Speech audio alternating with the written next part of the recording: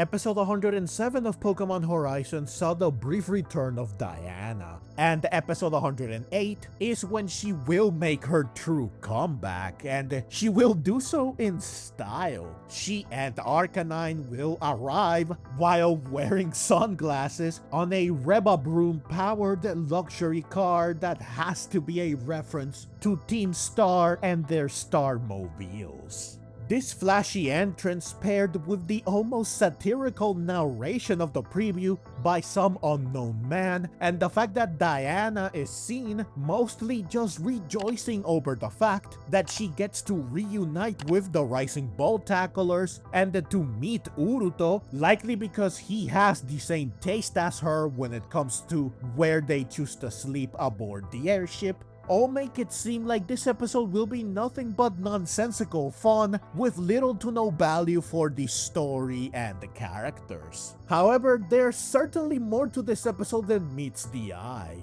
First, Diana will battle Liko as is tradition at this point, right? The last time Diana returned, she also battled Liko in order to test how much she had grown in the time they were apart. It's safe to say that this latest battle between them will happen for the same reason, especially because this time, the gap between their current reunion and their last one is far longer given that there was a 1-year time skip. However, things won't unfold in exactly the same way this go around, since last time they had a one-on-one battle, Floragato versus Arcanine.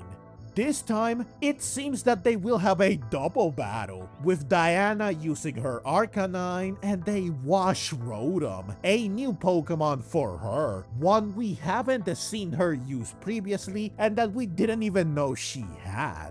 Liko meanwhile will use Meowscarada and a Charcadet, because of course, got to give the new face some more time to shine, even if Hattrem or Pagogo would be better choices if Liko intends to win, seeing as they are stronger and more experienced. Though judging by the preview, Charcadet will do just fine. It definitely will put up a good battle since it is seen spinning Rotom around like it's playing the Bowser Toss minigame from Mario Party 3 and taking a flamethrower from Arcanine head on, nullifying it and powering up in the process thanks to its ability Flash Fire. However, since this Rotom has the type advantage over Charcadet, the battle probably won't be smooth sailing for it the whole way through.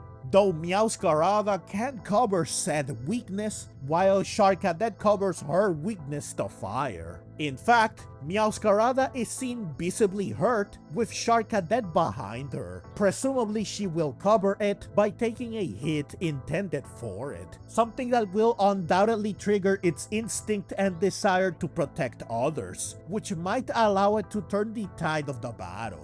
All in all, this should be a fun and entertaining battle, even if, like I've said several times recently, I no longer expect anything positive from battles in this arc. As for who will win, well, Liko won last time, and she is much stronger now than she was then. Plus, this time she has Meowscarada, not Floragato. While Diana is likely stronger too, surely not enough to close the gap there was before between them in terms of power. However, since they will have a double battle this time instead of a one-on-one, Meowscarada and Arcanine won't decide the outcome by themselves. If Diana's Rotom is stronger and more experienced than Charcadet, which is likely the case, then Diana might have an advantage, especially since type matchups favor her more. Though Charcadet's refusal to give up, its courageous determination, and its innate talent for battling could make up for any such shortcomings. Plus, since it loves battling stronger opponents, it will certainly do its best to rise to the challenge, which might explain why Liko will use it. It will offer to battle. Though maybe Diana just wants to battle her granddaughter's new Pokemon. Of course, there aren't really any stakes in this battle, so it doesn't really matter who wins. Therefore, we cannot predict who will win based on who will benefit more from it. The second thing this episode has going for it that might make it more interesting than it appears to be is the fact that surely Diana will share with Liko and the company the important information she got from Hamber. Namely, that Spinel has all the heroes except Rayquaza in his possession and that he is aiming to once again crush the Rising Bolt Tacklers. These two facts will certainly influence what Liko and company will do going forward, especially if Uruto mentions the Pokemon he saw in cages in the previous episode, which were of course the heroes, but he doesn't know who they are yet, hence why seeing them only made him wary about how they are being treated instead of triggering a more shocking response. If, upon hearing about the heroes, he shares what he saw, perhaps Liko and company will try to raid the facility Uruto and Roy ended up going to in the previous episode, aiming to rescue the heroes. Moreover, there is another thing Diana might reveal to Liko and company. The fact that she and Hamber worked together to battle and catch a Pokemon in the previous episode, which happened off-screen. A Pokemon Diana has in her possession, meaning Hamber is not the one that kept it, and a Pokemon whose identity is currently unknown. Who is this Pokemon? Why did Diana want to catch it to the point that she went out of her way to ask Hamber for help? And what does she intend to do with it? I have a prediction regarding the first question. Perhaps it's the Rotom she will use to battle Liko. Since Diana did not have a Rotom before, at least as far as we know, it would make sense for it to be the Pokemon she just captured.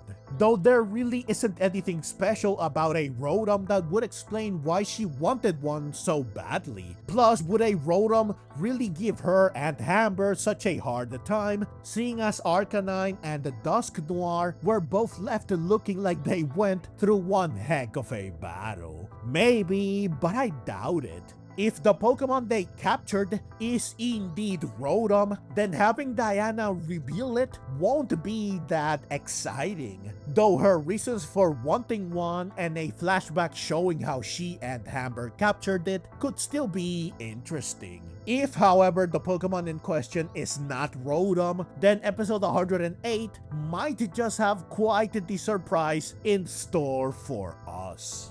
So yeah, overall this should be a fun and entertaining episode that has the potential to be exciting if the battle somehow manages to deliver and be actually good, and meaningful, interesting, and cool if what Diana has to say and reveal is as fascinating as it could be or triggers an important development for both the story and the characters. I guess we will just have to wait and see what happens when this episode airs on August 29. As always, I will review the episode once it does, so please look forward to that. Also, please do let me know your thoughts in the comments. Who will win, Liko or Diana? Did Diana and Hamber capture Rotom in the previous episode, or something else entirely? And are you excited to see Diana again?